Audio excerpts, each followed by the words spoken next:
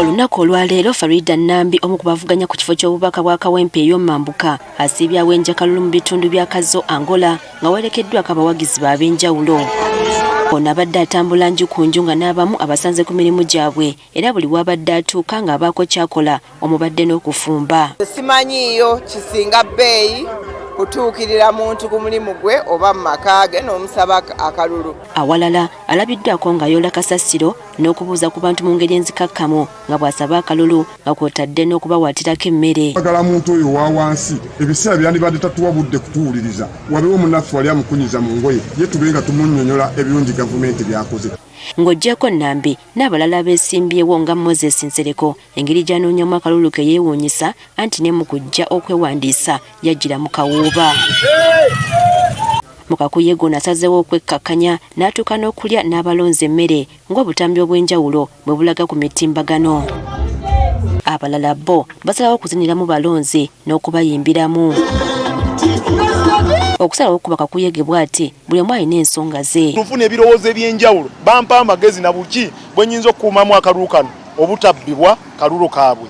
Ntuuka mu bantu eyo n'entambula nga ndaba embeera gye tulimu. Olwogamba nti bwe mbeera ku floor of parliament mmanyi abantu benjogerera. Bwetogeddeko ne Nathan Sebaggala omutunuulizi w'ebyobufuzi ku ngeri abantu gye beeyisaamu nga bakuba kakuyege agamba nti kiba kya muwendo eyeesimbyewo okwefaanaanyirizaako n'embeera z'abantu bayagala okukulembera. Kizibu nnyo okwawula abantu b'okiikirira naabwe abakiikirira era bagamba nnyo nti nno ekifaananyi ky'abantu b'okiikirira kirina okufaananira ddala gwe abakiikirira.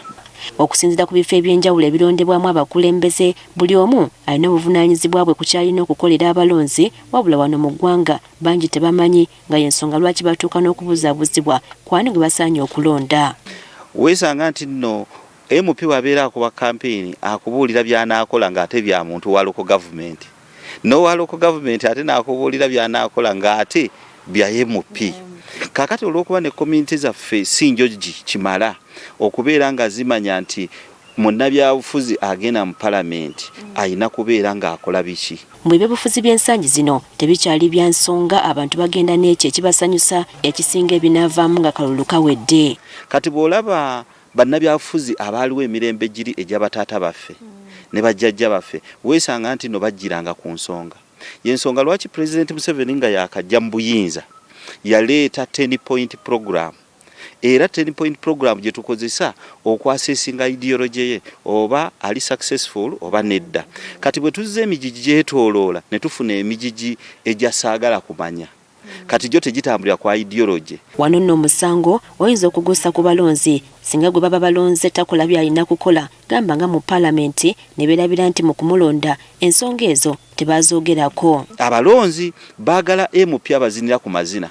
Beetaaga MP anywa nabo omwenge. Beetaaga MP aboolizaako engoye. Walabe byekawempe baagala MP abayoolerako kasasiro. Baagala MP awaata apiringa ku bo. Bwe bamala omulonda n'agenda maaso ng'akola ebyo ate batandika omunenya ne bagamba MP waffe takoze eki tatukoledde ebbula ly'emirimu lingi MP waffe tatukoledde enguudo mbi MP waffe tatukoledde ebintu birinnya emiwendo emisolo giri waggulu tayogera mu palamenti nga naye bambi nammwe bwe mwali mumulonda temwamulondesa nsonga ezo ezesimba ate zemukola ki zemwagala abakolere.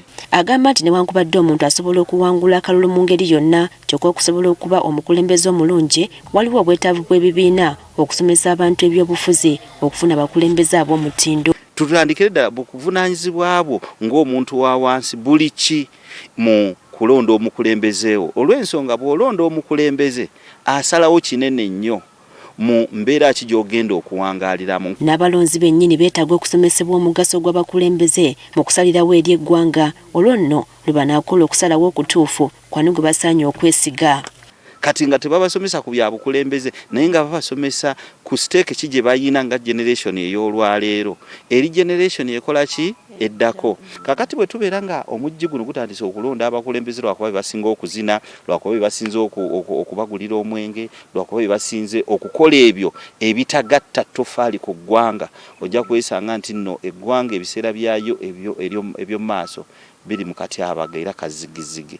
Kati obuvunaanyizibwa buli eri abakulembeze b'ebibiina ne bakakensa mu by'obufuzi okutendeka abantu bonna abeegwanyiza ebifo eby'enjawulo okusomesa abantu obukulembeze n'amakulu gaabwo nti singa tekikolebwa ebiseera bya Uganda eby'omu maaso biri mu katyabaga olw'ensonga nti n'abaliddawo balabira ku bakulembeze abaliwo kati. Priska Namulema agafeeyo ku Spark TV. Akatengo